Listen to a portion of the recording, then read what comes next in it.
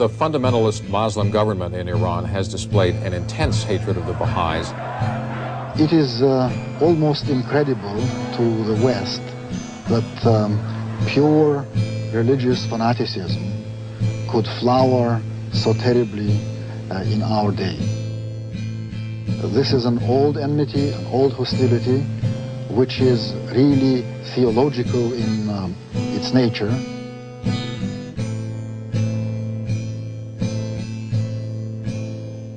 The Shiite clergy believes that after Islam there cannot exist a valid religion.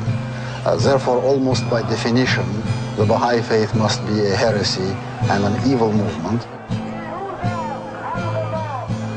Would the Iranian government consider protecting Baha'is if it felt they were in great danger? You know, what do you mean by protection? To what extent? Protection in the sense that in 1979 their holiest shrine was dismantled. The shrine is not considered holy. We take it as a center of conspiracy.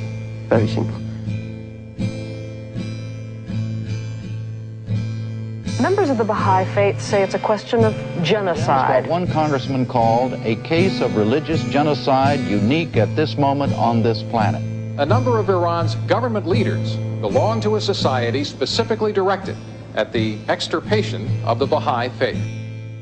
The ruling groups in Iran today are the same Islamic mullahs who persecuted this movement from its inception in the 19th century. My father was a doctor, a physician.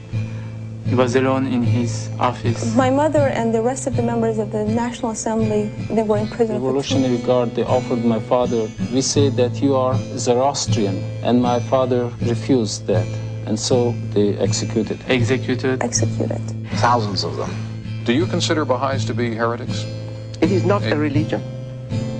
I told you, I consider it as a political,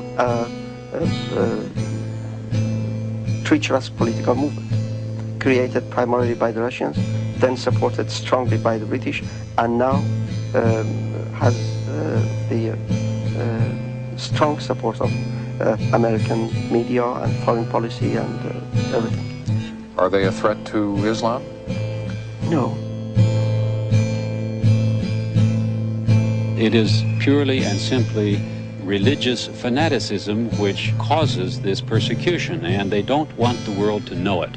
In fact, in many cases where the Baha'is have been tortured and accused of being spies for Israel or spies for the United States, and yet they can go free if they merely sign a piece of paper saying that they are Muslims and they recant their Baha'i faith. Well, this is obviously the answer to the false charges. If they're allowed to murder in the dark, the murders may never end. Women, children, and old people haven't been spared, and we're afraid that this will go on and on unless we take a very open public stand against it and draw the attention of the people of the world to what is happening in Iran.